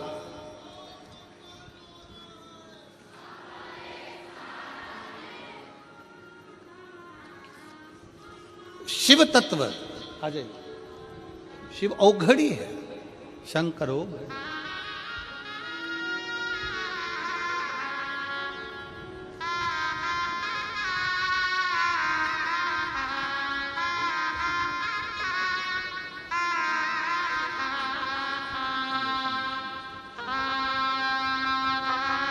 एक बार जोरदार ताली बजाओ। बेटा नायब तहसीलदार बना है।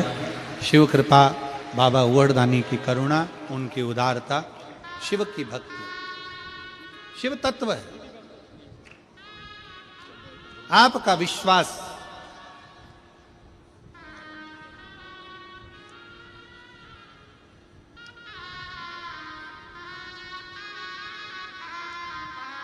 आपका भरोसा, आपकी दृढ़ता शिव तत्व की ओर जाए।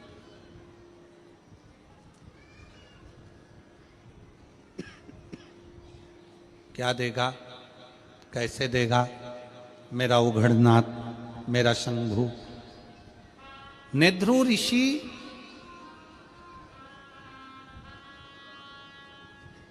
शारदा से कह रहे हैं, आ जाइए, शारदा से कह,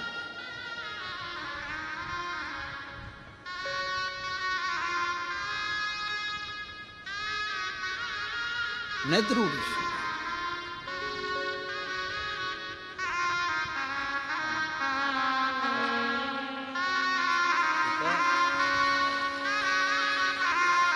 पैदल चलकर आए हैं। एक बार जोरदार ताली बजाएं। और सोराइसिस बीमारी ने घेर लिया था, पर शिव की भक्ति पीछा नहीं छोड़ा इन्होंने। 5 पंडाल कथा सुनी और बाबा ने 5वां पंडाल पूरा हुआ और पूरी बीमारी को समाप्त कर दिया। ये शिव तत्व है, ये शंकर। क्या नहीं देगा शिव? शारदा,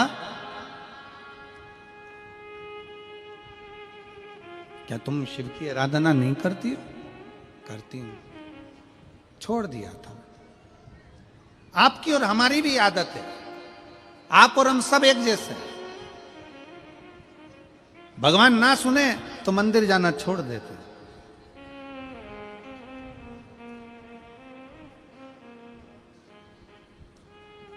भगवान ना सुने तो हम देवालय शिवालय जाना छोड़ देते, पर ना, जाते रहो।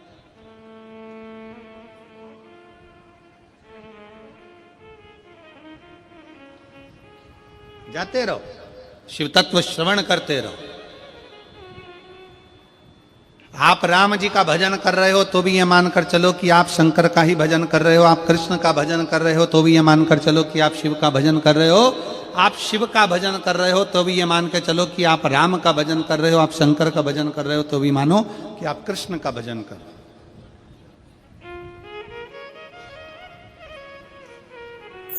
अब ये कथा हमारे चिरंजीवी श्री शिवम जी मिश्रा जी की 7 जनवरी से 13 जनवरी तक भतीजे की कथा। स्थान है देऊलगांव राजा, जिला बुल्ढाना। बुल्ढाना क्षेत्र में देऊलगांव राजा एक ग्रामीण खेड़ा है, क्षेत्र है, जहाँ पर श्रावणी लांस में 1 बजे से 4 बजे तक हरिहर शिव श्रीमद् भागवत कथा का वहाँ पर आयोजन है। 1 बजे से 4 बजे तक मैं देऊलगांव राजा के सभी श्रोता भाई बहनों से निवेदन करूँगा कि वहाँ पहुँचकर श्रावणी लांस में, जो कि जालना चीखली बाईपास रोड पर है, उस पर कथा अवश्य श्रवण करें, जो कि 7 जनवरी से 13 जनवरी तक चालू हो रही है। शिव तत्व को क्यों ना सुने? राम ही कृष्ण, राम ही शिव है, कृष्ण ही शिव है, और शिव ही राम है, और शिव ही कृष्ण है, शिव ही कृष्ण।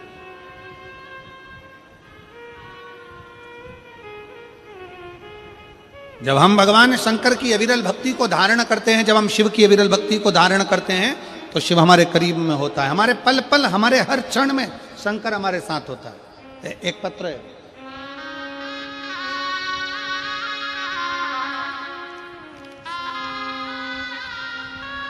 मैं राजकुमारी साहू, बिलासपुर, जिला बिलासपुर, छत्तीसगढ़ की निवासी हूं। कहीं बैठी हो तो हाथ हिला सकती हैं। श्री शिवाय नमस्ते। आप ही हैं ऐसा? वापिस हाथ हिला दो एक बार।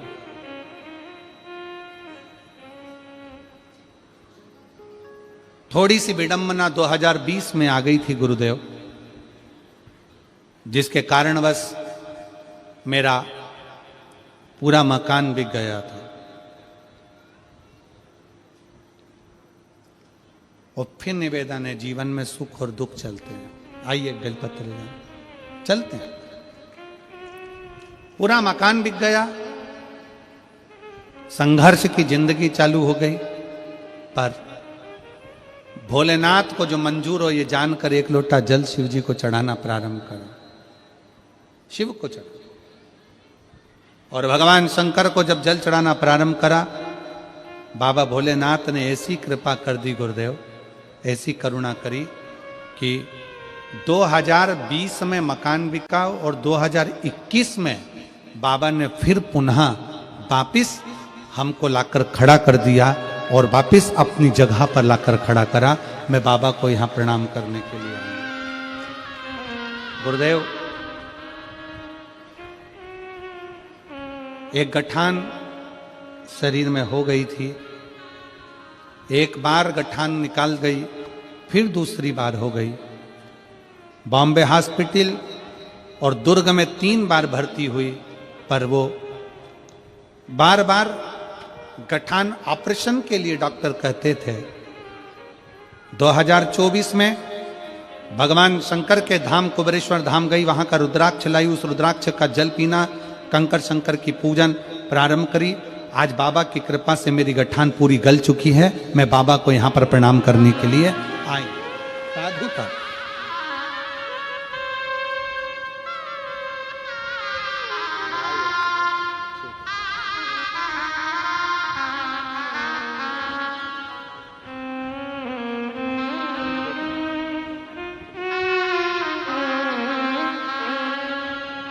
शिव तत्व, भगवान शंकर की करुणा, भगवान शंकर की उदारता, शिव तत्व इसी को कहते हैं। आपकी अविरल भक्ति, आपका विश्वास। शारदा, तुम एक काम करो, शिव की आराधना करो। क्या करूं मैं? क्या कर सकती हूं मैं? क्या करूं मैं? शिव की आराधना।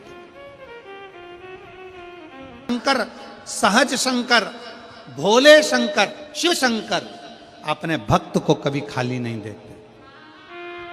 जाओ वापिस शिव की शरणागति जाओ, वापिस शंकर के द्वार जाओ।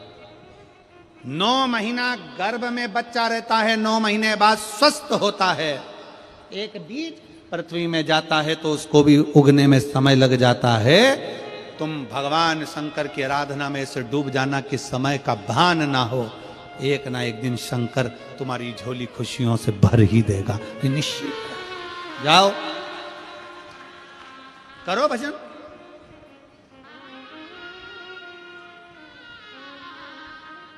एक पत्र है,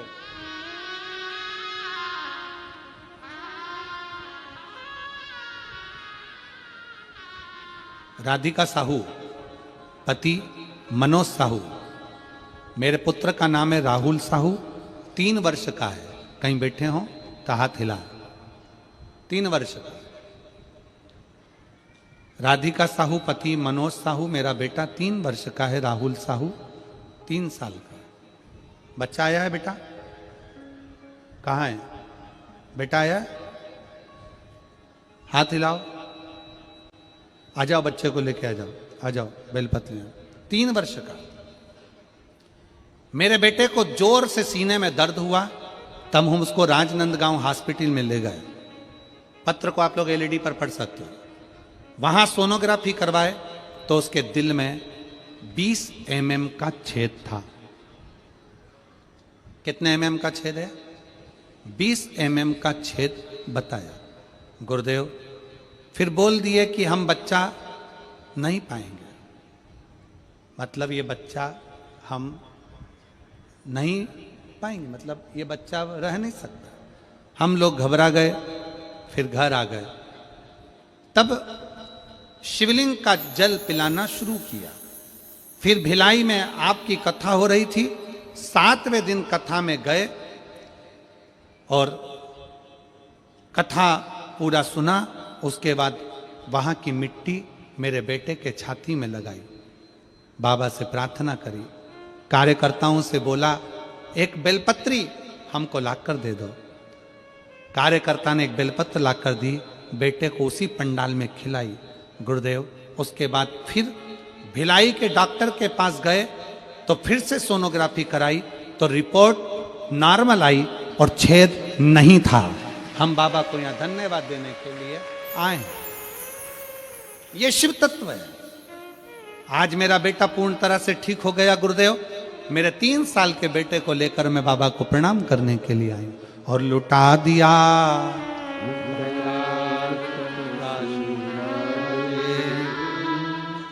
कर दिया माला। आप सबसे निवेदन है, जो जैसी भावना। किस किस को आता है जरा बोलो। लोग कहते हैं शिव महापुराण के पंडाल में क्या मिलता है, यह पत्र ले जाओ और इस बहन से पूछो जिसको डॉक्टर ने कह दिया हो कि हृदय में 20 mm का छेद है, ये बच्चा ठीक नहीं।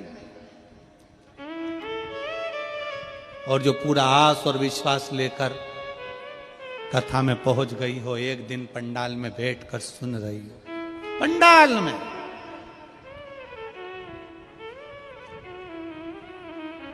हम आपसे भी निवेदन करेंगे, कथा सुनने के लिए अगर आओ ना, तो जब तक कथा की आरती ना हो जाए तब तक कथा का स्थान छोड़ो ना। जैसे ही आरती हो प्रणाम करो, झोली पसार कर नमन करो, बाबा भंडार भर देना दातार, तेरे भरोसे पर आई हूं, बहुत दुखी हूं, बहुत कष्ट है, तू कृपा कर देना। आरती होने के बाद भूमि को नमन करो, प्रणाम करो, वहां की रज को, मिट्टी को अपने मस्तक लगाकर उसको कहकर दिल से उससे प्रार्थना कर जाओ, दिल से।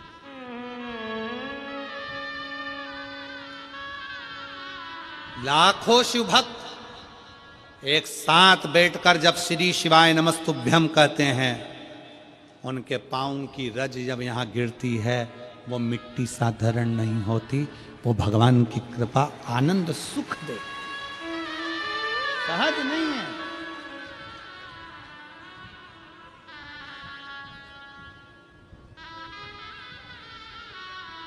सोलह जनवरी से जो कथा सूरत गुजरात में होने जा रही है, मैं सूरत वालों से भी कहूंगा, दिल से कथा सुनना, दिल से। 1 बजे से 4 बजे तक सूरत की कथा 16 तारीख से होगी, उसको हृदय से श्रवण करना। सुनो, बाबा से विनय करो, विनती। जो जैसी भावना वो वैसा नहीं, खालियों से लौटाया वो मन ही और कर दिया माला माल काशी, लुटा दिया भंडार काशी।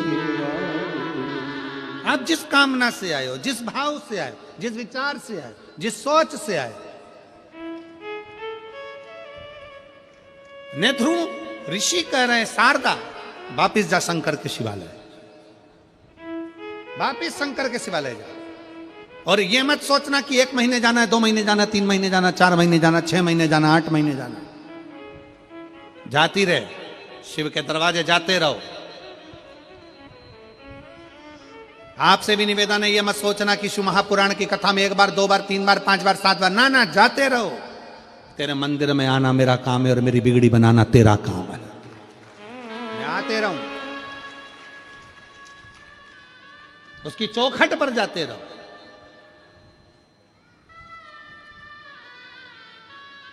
और आप सब हाले कोसा वालों को हमारी तरफ से निमंत्रण है। 25 फरवरी से 3 मार्च तक कुबेरेश्वर बाबा का रुद्राक्ष महोत्सव है, जिसका दर्शन ही मात्र जीवन में आनंद दे देता है।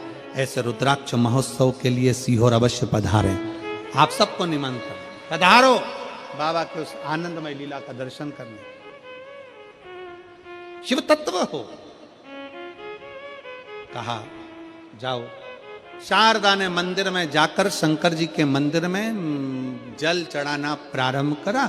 जैसे ही जल चढ़ाना प्रारंभ करा तो लोग शब्दों पर शब्द कहना प्रारंभ कर दिए। थोड़ा ध्यान रखिएगा।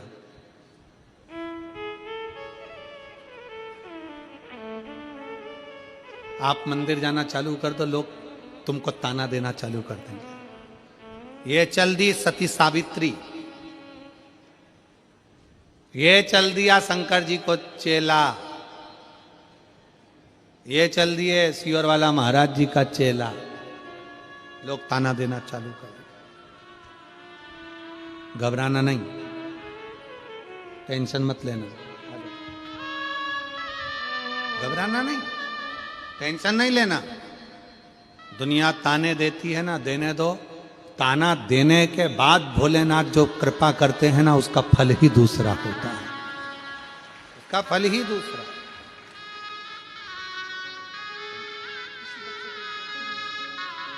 शंभो श्री शिवाय नमस्ते।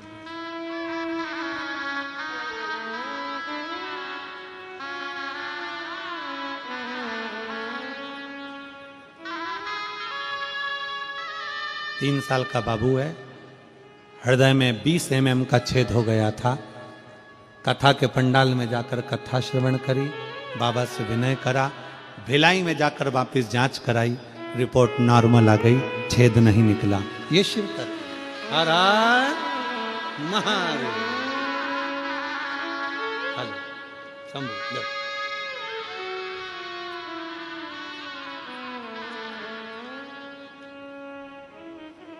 एक विश्वास अपने भीतर, एक भरोसा अपने। दिन नहीं देखना, तिथि नहीं देखना, तारीख नहीं देखना, विचार नहीं करना कि मैं कल से मंदिर जाऊंगी कि परसों से मंदिर जाऊंगी कि नरसों से जाऊंगी। आज काल करे सो आज कर, आज करे सो अब।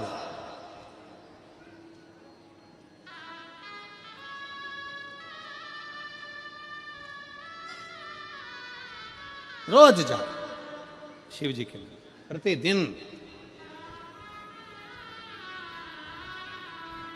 शारदा ने कहा कि लोग ताने देने लगे, अब शब्द करने लगे। दुनिया की रीति है, फिल्म देखने जाओगे कोई ताने नहीं देगा।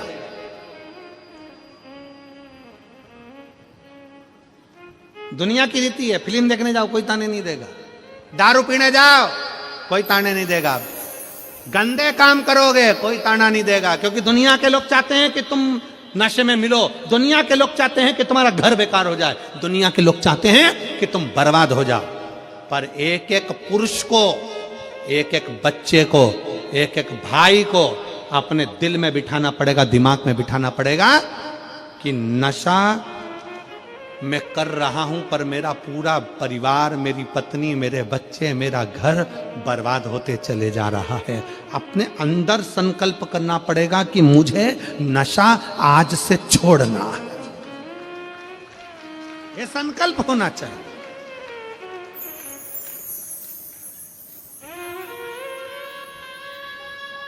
आपकी नगरी में कोई सदगुरु आए ना, आपकी नगरी में कोई गुरु अगर आपके नगर में आ जाए तो गुरु को जब विदा करा करो ना, उससे पहले अपना एक अवगुण भी साथ में छोड़ दिया करो। एक अवगुण छोड़ दो कि मैं आज से ये नशा नहीं करूंगा, आज से मैं गलत काम नहीं करूंगा, आज से मैंने गुटखा छोड़ा, ये गुटखे के कारण कैंसर हो रहा है, ये गुटखे के कारण गठान हो रही है, कहीं मैं ये चीज खा लेता हूं तो पथरी हो रही है, ये हो रहा है, वो छोड़ो, गलत काम छोड़ दो।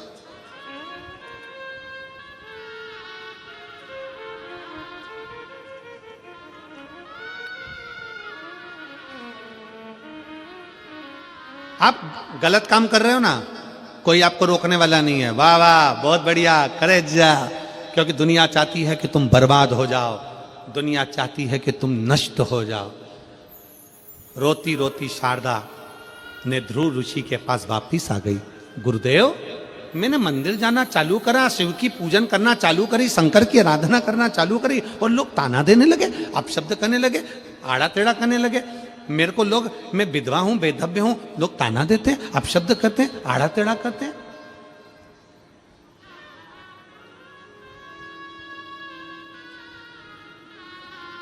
ने ध्रुव ऋषि ने कहा, अरे ओ शारदा, मेरी मां, हे माता, मैं आपको प्रणाम कर कर कहता हूं, अगर दुनिया के लोग ताना देते हैं ना, गाली देते हैं ना, अपशब्द कहते हैं ना, इनको कहने दो।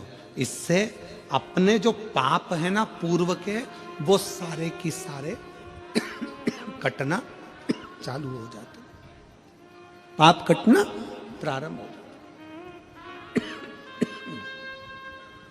इनको ताना देन दो, इनको गाली देन दो, इनको अपशब्द कह दो।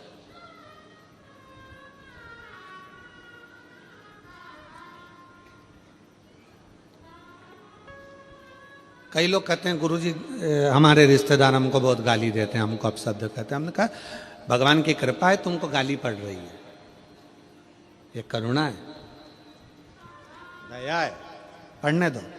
आग लगे बस्ती में, जम के बोलो जरा, अपन रहो मस्ती में, क्या किसको रोइए, चादर तान के सोइए। कोई गाली बके, बकने दो।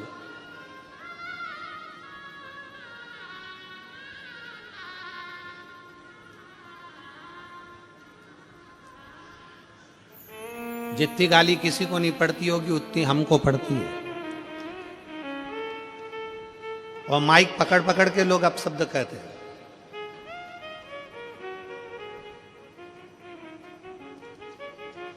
और किसी राष्ट्र के नेता को जितनी गाली नहीं पड़ती होगी, उतनी गाली माननीय प्रधानमंत्री जी को पड़ती होगी। लोग उनको भी खूब कोसते हैं, ये कह दिया, वो कर दिया, ऐसा कर दिया, वैसा कर दिया।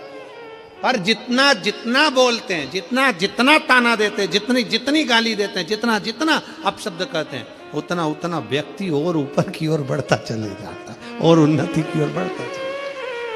क्यों? क्योंकि उसके पाप छिन्न होते चले जाते हैं, उसके पाप सारे छिन्न हो जाते हैं, उसके पाप का असर तुमने ले लिया। कितना सुंदर एक संवाद, एक राजा की एक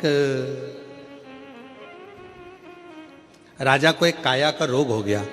काया गल गल के टपक टपक के गिरने लगी तो वो सारा इलाज करवा लिया। इलाज करवाने के बाद वो ठीक नहीं हुआ तो उसने अपने गुरु से कहा, गुरुदेव मेरा काया का रोग ठीक नहीं हो रहा है, मैं क्या करूं? गुरुजी ने कहा, एक काम करो, तुम्हारा भैया था वो कहां गया? तो क्या वो तो मर गया। भाभी है? हाँ। एक काम करो, भाभी जिस कमरे में सोती है ना, उस कमरे के बाहर चुपचाप से जाना और दरी बिछा के रजाई ओढ़ के सो जाना। गुरुजी केवल इतना करने से मेरा रोग मिट जाएगा? हाँ मिट जाएगा, जा सो।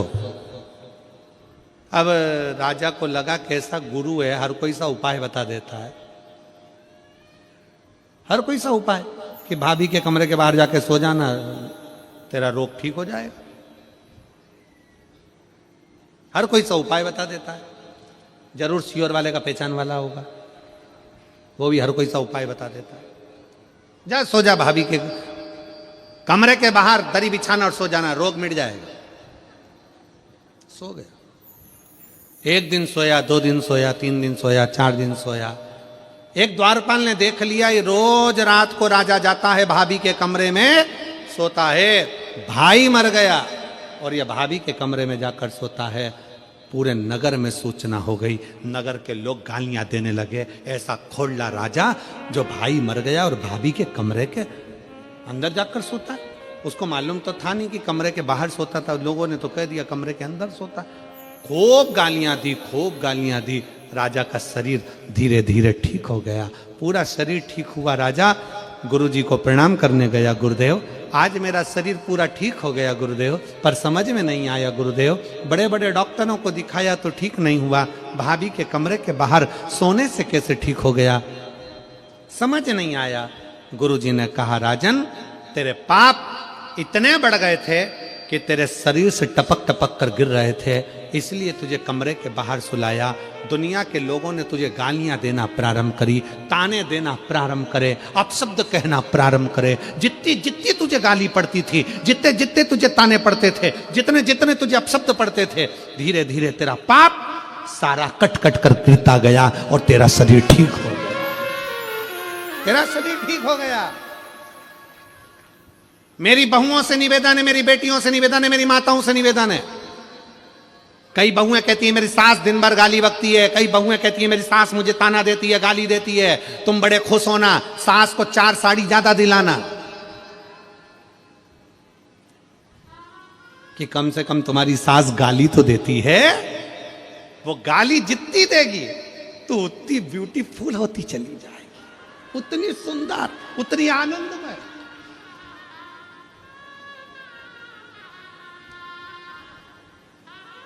तुम प्रैक्टिकल करके देखो, प्रैक्टिकल करके देखना। बहू की तबीयत खराब, बहू की तबीयत खराब और सास ने बोलना चालू करा, ये तो नाटक करती है, नौटंकी है, इसके घर से सीख के आई है, ये करा, और सास ने ताना देना चालू करा। तुम देखना बहू जो बिस्तर पे पड़ी थी उसको धीरे धीरे एनर्जी आएगी, धीरे धीरे एनर्जी आएगी। अभी वो बीमार थी, थोड़ी देर में बोल तो जरा, पावर आ गया, एनर्जी।